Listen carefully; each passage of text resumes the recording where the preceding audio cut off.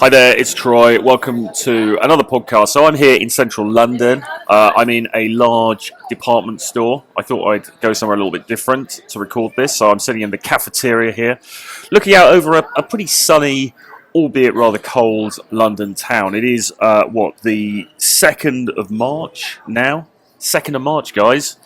The last month of the quarter. I mean, are we finally coming into spring? I don't know, maybe. It's pretty bright out there, but it's still, as I say, pretty cold. So I think you can see that the cracks of spring starting to appear over Europe, though, which is quite nice. You know, we've been through a long, cold winter, and hopefully we'll start to see some little shoots of hope and the year starting to come to life. And, of course, that's a great thing if you're into traveling, if you want to get out of wherever you're based. If you're in the US, the UK, or whatever, you want to go into Europe, you want to go to Eastern Europe. It's around now and into April that things start to wake up a little bit. It starts to just get a little bit more flirty, a little bit romantic, and, you know, that's a good thing. So there's a lot to look forward to for sure. So what I wanted to do today was a bit of a breakdown, a bit of an analysis of Love is Blind, the volatile Netflix show, which has been getting a lot of coverage, I suppose, over the last week or so since it's been out on Netflix. So we'll get into that in a moment. Before that, though, just a few bits and pieces from me. So firstly, support me on Patreon, guys. I've got a Patreon. You'll see the link below in the description to this video. I'm really going to be amping up the content over on Patreon as of this week. So I'm going to be putting up, I think, 2 videos. So 2 exclusive videos on Patreon, which you're not going to be able to get elsewhere. So that is absolutely reserved for the people on my VIP members tier on Patreon. And they're going to be sort of dating advice. They're going to be charisma game advice, if you like. But it's going to be the kind of stuff that I'm not going to share on this channel. So it's going to be some really additional content. And so if you're really serious about leveling up your dating life, and if you like my stuff, if you like my content, then Patreon is definitely the place to support me. There's an initial tier that you can support me for, I think, $5 a month at the moment, which is just almost like a tip jar, really, just to sort of say thank you if you enjoy my YouTube, if you enjoy, you know, my other content on other platforms and so on. If you want that additional content, then there's the VIP tier, the members tier, which is $25 a month, and then there's actually a higher tier as well, which is for $49 a month. You get all of the above plus all of my books, and you also get a monthly session with me as well, like a group webinar type session. So there's lots and lots of things there to have a look at. So I would urge you to at least go over to Patreon and just have a look and see whether one of those tiers is going to be for you. As I say, I think the $25 tier is going to be really good because you're going to be getting a number of additional bits of content, at least 8 additional bits of content a month from me, as well as access to me on email and stuff as well. So go and have a look at that. In addition, Rule Zero Live in Las Vegas.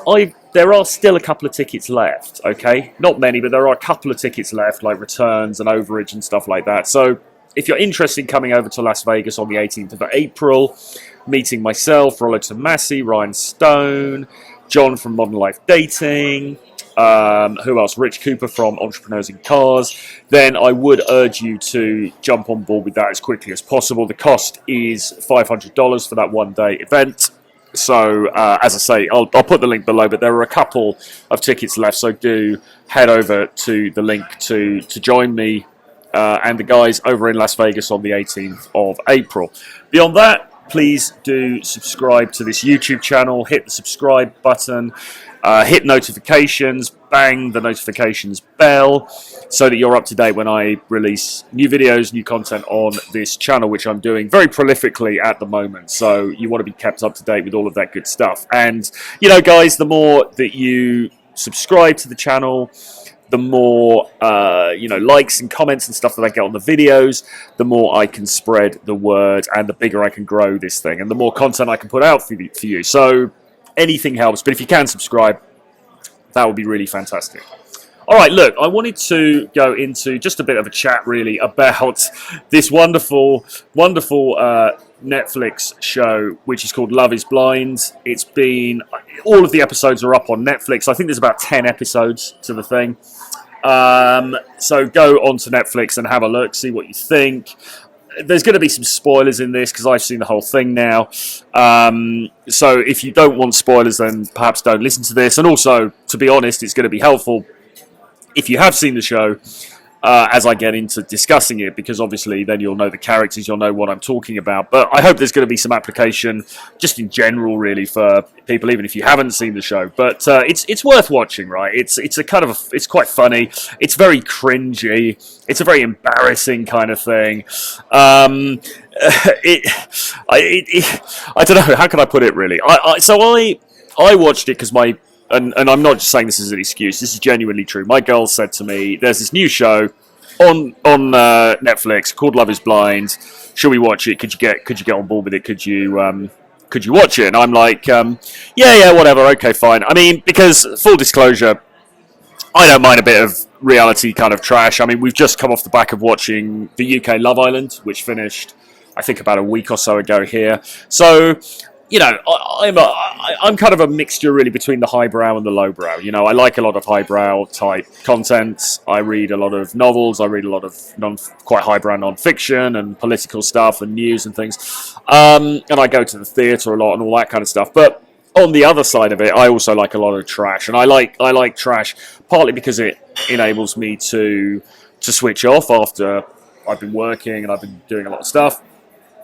And been focusing very intensely on the more convoluted aspects of my job.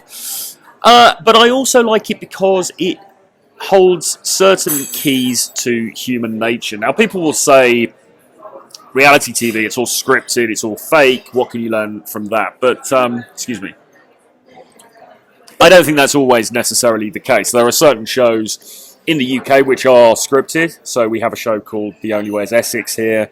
We have another show called Made in Chelsea.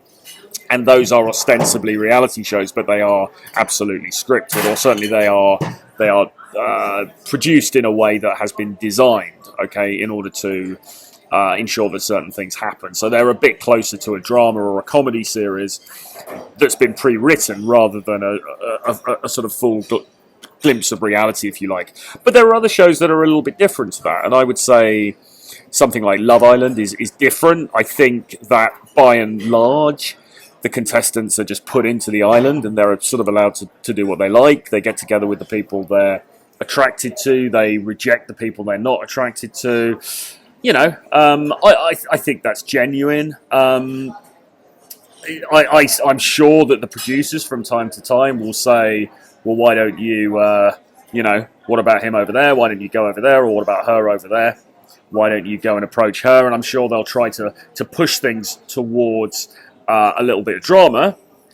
So I guess it's manufactured a bit in that way. But I think by and large, what we're seeing is kind of pretty much what happened naturally, with maybe just a little bit of prompting. And so I believe that there are lessons to be learned. If you are, like me, a student of social dynamics, of intergender politics, of the way that people, and in particular men and women, relate to one another, I think there's a lot to be learned from reality shows. And even if some of it is a little bit hokey and it is a little bit scripted, you still need to know what the masses are watching, right? You still need to know what the guy in the street or the girl in the street is into and what they're influenced by. And reality shows give us a real insight into that. But anyway, going back to Love is Blind. So Love is Blind is, I think, the first attempt at doing this by Netflix. I don't know much about the history of the show or the production or anything.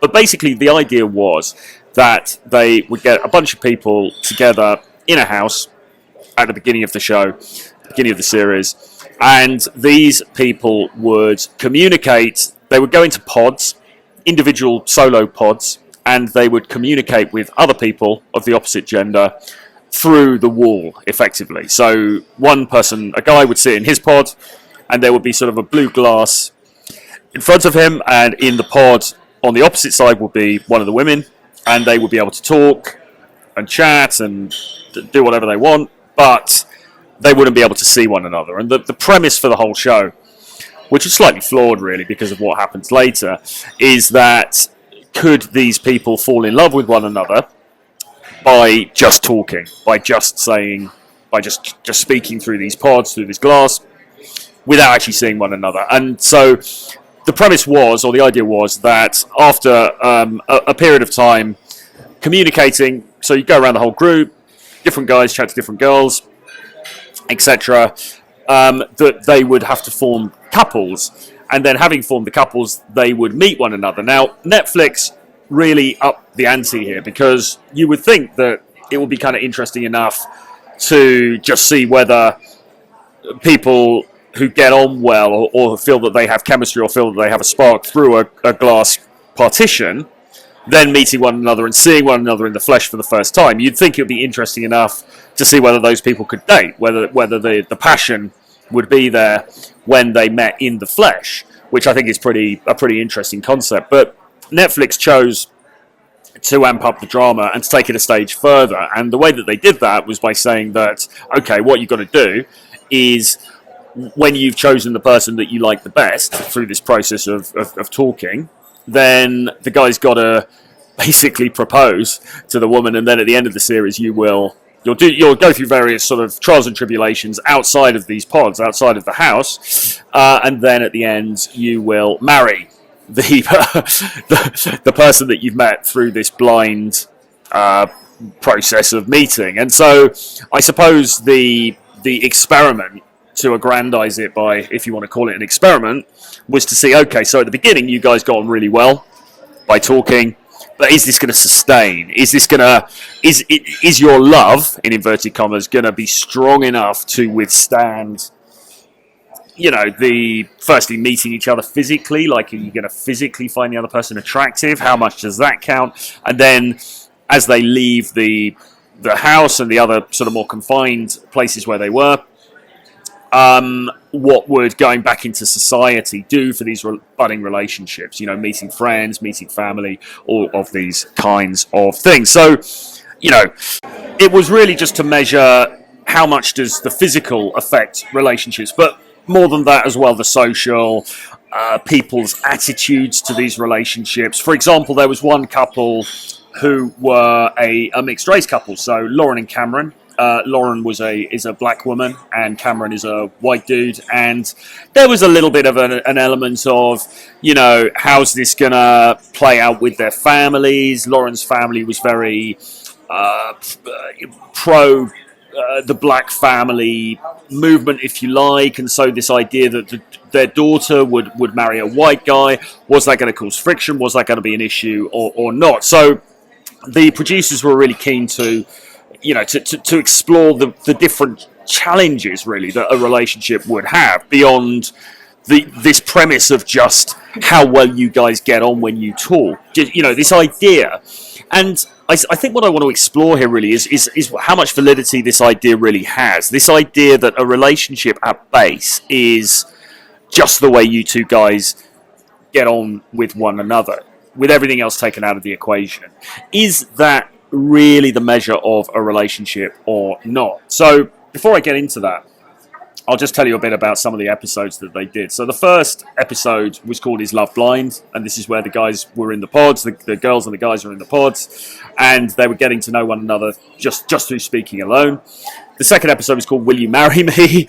When the couples had solidified, they'd selected the person they felt they liked the best, and then the guys were proposing to the women.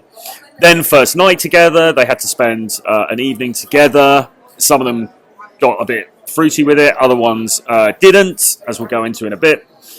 Then couples retreat, so they all went on a kind of a honeymoon thing to a place in Mexico, so they had to spend a bit more time together as couples, and also then meeting up with the other couples, which was really interesting as well.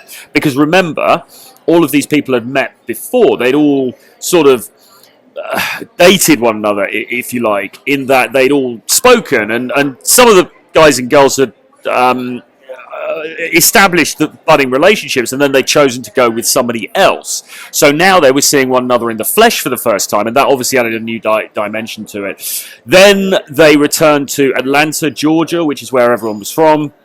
And they all moved into apartments together in the same block. So each individual couple had their own apartment, but it was all in the same block. They're all neighbours. Then they had to meet one another's parents. And then it got to the point of doing bachelor and bachelorette parties, and finally the weddings themselves. And the weddings were basically constructed so that the bride and the groom would turn up. And obviously the bride, the groom in most cases... In one case, it was the bride who proposed, but the groom had proposed in most cases. The bride had accepted, but of course, it's not over until the wedding vows have been taken. And so the idea is that they would get together for the weddings. All their families would be there, and they would be in the presence of a vicar, and they would be asked to take the wedding vows. And would they say yes, or would they say no? Would they choose actually to walk away from the marriage that they'd agreed to under these very unusual circumstances? So it was all a bit of fun, usual reality kind of trash, some pretty bad music. For me as a European, some of these American girls and guys are slightly on the cheesy side, I'm ashamed to admit, but, you know, I don't know, whatever. I mean, it was kind of fun, it was interesting, and it got a bit addictive, really, because we started to see already from very early on how bought into conventional thinking some of these people were. And I need to now turn my attention to a specific couple here. So one of the couples was a bloke called Mark and a girl called Jessica.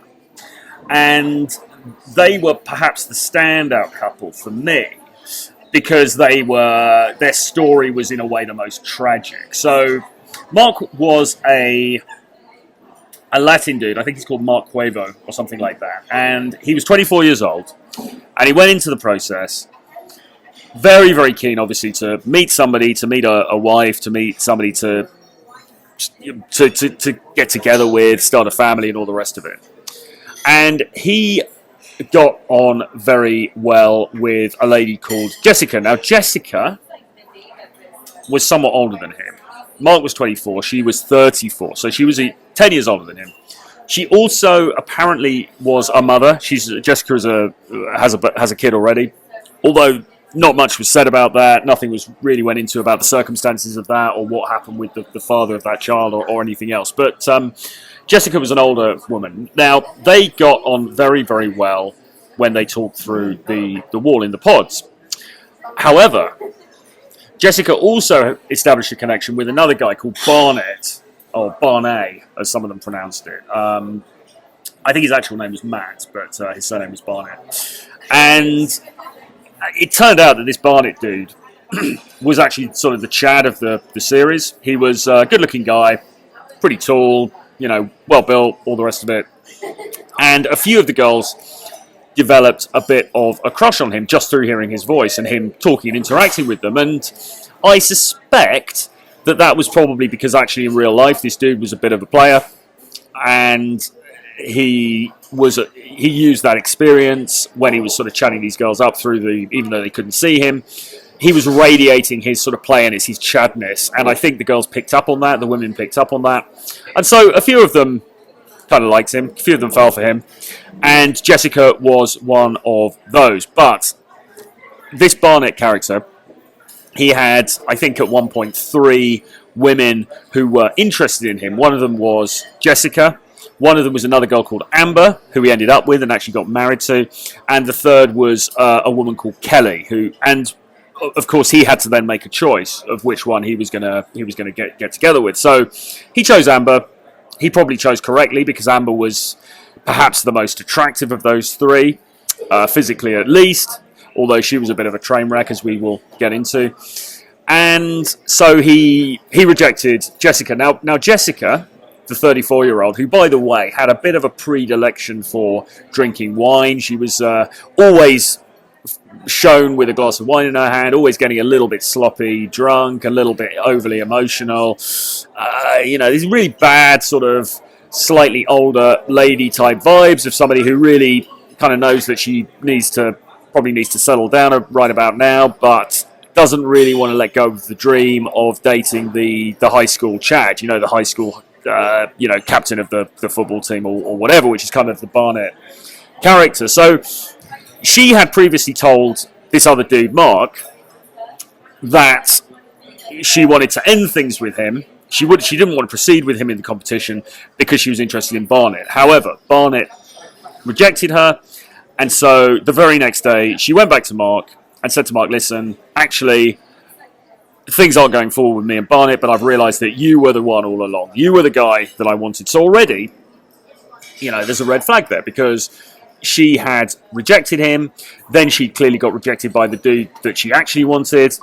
And as soon as that happened, she just ran back to Mark and said, okay, listen, I've had a change of heart. I'll take you. Now, Mark, just to give you a little bit of background on him, is somewhat beta, I suppose you could say. I mean, very, very nice guy, without a doubt. But as I said earlier, somebody who's just really bought into conventional thinking around relationships. Somebody who just believes all of the Disneyfied stuff that society tells us. So, you meet a good woman, you're a decent, noble, upright dude, and it's all going to go great for you, and you'll get married and have lots of kids, and it'll all be wonderful. If you just have the strength, if you just fight for the relationship, then it's all going to work out fine. And that was absolutely not what happened, because and it's also worth saying as well that Mark was unfortunately slightly on the shorter side. I think he's about 5'8". The other dudes were, I guess, above 6 foot. So Mark was a fairly slight build. I think he was a physical fitness trainer, but nevertheless, fairly slight build. So just in terms of that, raw alpha dominance kind of thing, he was falling a little bit short, let's say. And again, I mean, no disrespect to him, he seemed like a very nice guy. And actually, he handled what happened later with a lot of dignity and a lot of maturity. So, all props to him. But my point here really is that the difficulty is when you're brought up to just believe everything that society tells you about relationships and to avoid red flags, to not see red flags, in fact to just drive right through them with abandon towards the goal, then you're going to end up in trouble. And that's precisely what happened, because as they came out of the pods and started to interact in real life. So the first thing that happened was that Jessica and Mark met. So they had this typical reality TV show little scene where the couples who previously only heard each other's voices were now physically meeting in person. And they met up, and it was pretty clear, I think, from the beginning that Mark was just smitten with this Jessica, who, even though she was 34 years old, still, reasonably attractive, looked very good. It seemed like Jessica was not as enthused about Mark, who was, to be fair, slightly taller than her, but a relatively short, slight guy, perhaps not as physically imposing as she had hoped. And when she then met up with the other couples, and when she saw this other guy, Barnett, who she'd originally liked and who had rejected her, of course that just compounded it, because she saw that Barnett physically was taller, more muscular, more Chad-like, better looking probably, than this Mark guy that she was now saddled with. And that led to a lot of the trouble, because what came to become very evident over the next few episodes was that Jessica was basically not really physically into Mark. She just wasn't really feeling it. And so they had to go through this whole charade of living together, sharing space together, being on the holiday together. And they didn't have sex on the first night, as many of the other couples did. And actually, it was a little while until they started to get physical with one another. And Jessica was saying these things to Mark, like, listen, I don't want to go there yet because I've always gone there quickly in the past, and I don't want to spoil things, I don't want to rush things, we're so good on all of these levels, and why do we need to spoil it and everything like that. And of course, for the viewer, you're watching this and you're thinking, well, this is ridiculous, isn't it? She's just not feeling it, she's saying all of this stuff. These should be raising very, very, very red flags. in Mark. But Mark is just lapping it up, going, yeah, fine, whatever. I completely understand, baby. I'm here with you, kind of thing. And that, I think, is an important lesson to take from this. If you are dating somebody, if you're in a relationship with a woman and she is resisting getting physical, getting intimate with you physically, then after a period of time, that has to be something that you look at seriously. And I'm not saying that in the sense that, sex is somehow a right, or it's somehow something you're sort of entitled to it or anything like that. But look, if somebody is holding off from you physically, even if they're saying all the right stuff about how much they love you and how great you are and everything else, that is just not how things should be, because they are not physically backing up what they're saying. They are avoiding physical contact with you. And if you're looking for a physical, intimate relationship with a woman, which is what you're looking for in this space, then that's what you need to be moving towards. And if you're not moving towards it, then don't kid yourself. Actions speak louder than words. And we saw that very, very clearly, because in the end, what happened, and in the end, they apparently did get physical. There was some intimacy. They did start to have sex. It was hard from the way that it was talked about by both of them to get a sense of how frequent and how passionate it was. But they had started to sleep together apparently. But at the end, when it got to the wedding scene, Jessica jilted Mark. She basically said, "Look, I can't go through with this." And over the whole thing, it looked very clear to me that she was trying to find excuses not to go through with it. So she was making a big thing about the fact that he was 10 years younger. She kept saying to his friends, to his family, to her friends, "Oh God, he's 10 years younger than me." And it was almost as if she was hoping somebody would say, "Yeah, that's not going to work. You need to, you need to get out of this." And actually, nobody did. So her plan, if it was a plan, kind of backfired a bit in that everybody actually just supported them. And I think she was looking for an excuse. I think she wanted to get out of it.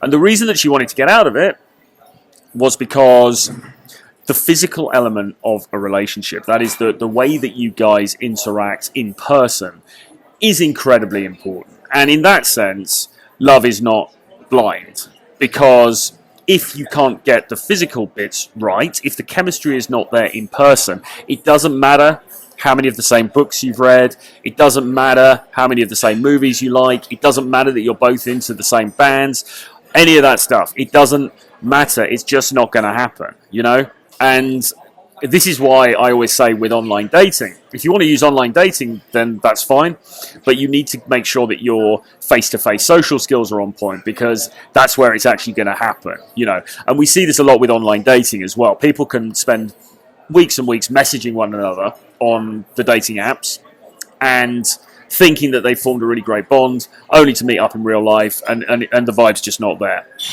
And this is, I think, what we saw very clearly in this show. There was another couple, by the way, called Kelly and I forget the dude's name. Hang on a second, let me just double check.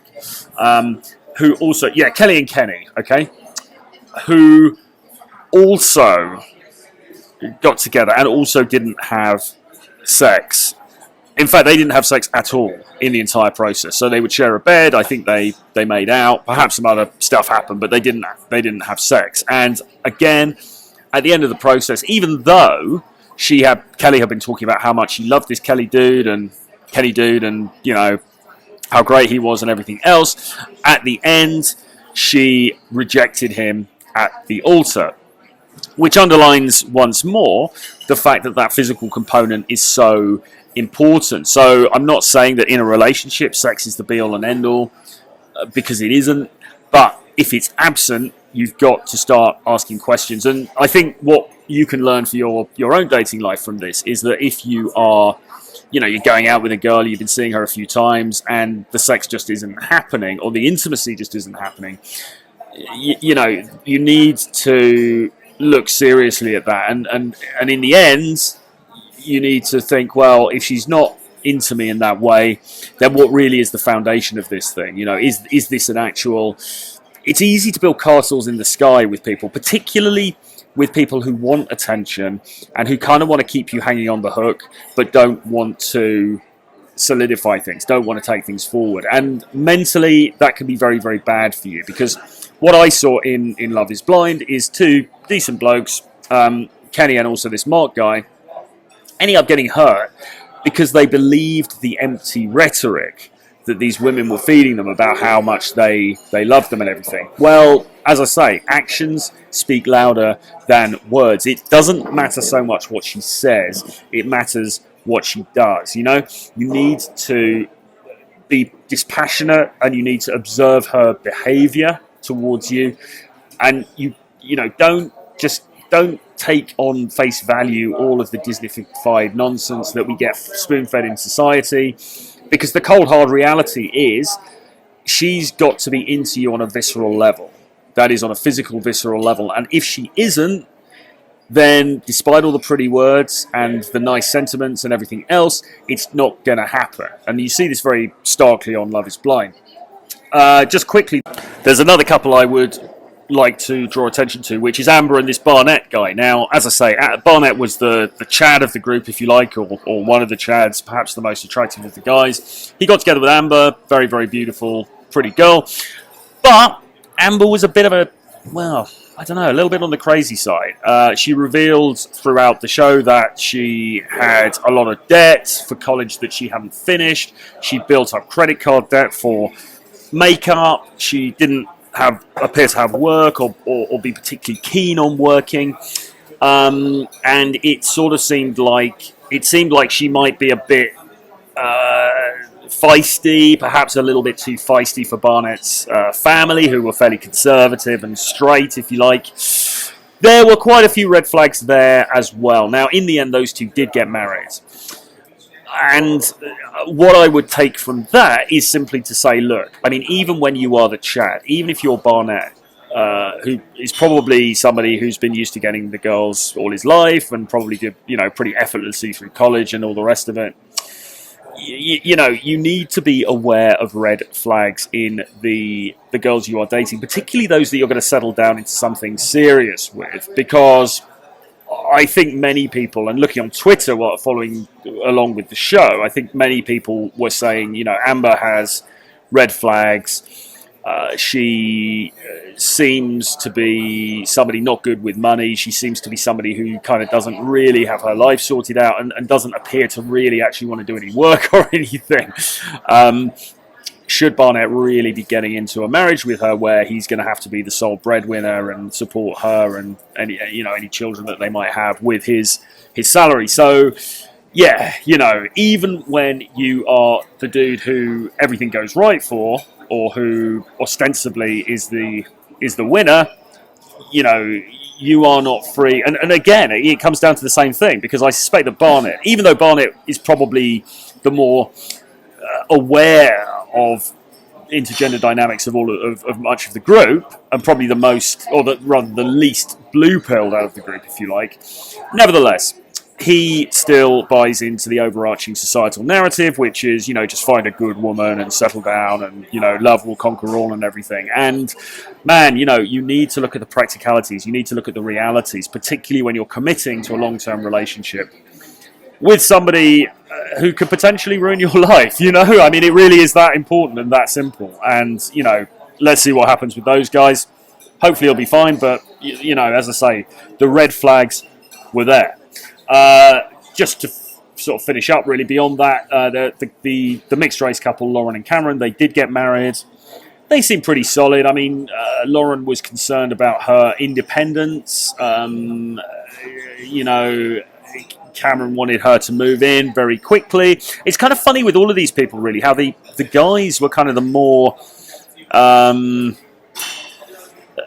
can I put it, romantic than the women. You know, the guys were sort of like crying at the altar and everything like that. Cameron was really keen to get it locked down with Lauren, and you know, finally she agreed, and so those guys got married. Yeah, you know, that one seemed reasonably problem-free, although there was a bit of an issue, as I said, you know, just coming to terms with the race side of things. Lauren's father was perhaps suspicious of Cameron when they first met, but that seemed to all get ironed out, so all good there, really. The other couple, which I haven't really got time to go into, was Giannina and Damien. who also didn't get married. Giannina was a crazy Latino lady who was incredibly melodramatic, and there were lots of ups and downs and everything. And in the end, Damien was the one who chose not to go through with the marriage. He said that he felt that she was too inconsistent, too up and down.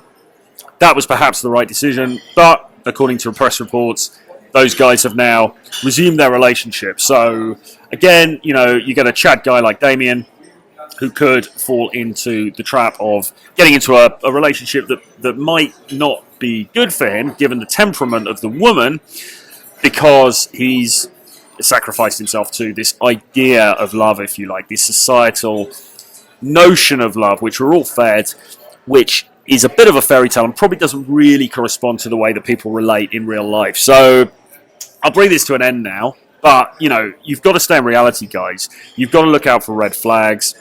You've got to try to separate the Disneyfication that we've all been fed from how things actually go down in real life. And you've just got to be vigilant. Not to say, you know, don't take any risks in relationships and things, because, of course, you know, you can and you should do that. But, you know, just be sensible. Just stay in reality. Learn about intergender dynamics. Learn about how things really operate, not how you want them to operate. And be mindful of that when you get into relationships. So that's it for today. Do watch Love is Blind on Netflix. Let me know what you think in the comments below. Do give this video a like, this podcast a like, and hit subscribe on YouTube to my YouTube channel. Support me on Patreon, the link is below, and for any Final Rule Zero tickets, go to the other link below corresponding to that. I will see you again very soon. Bye-bye.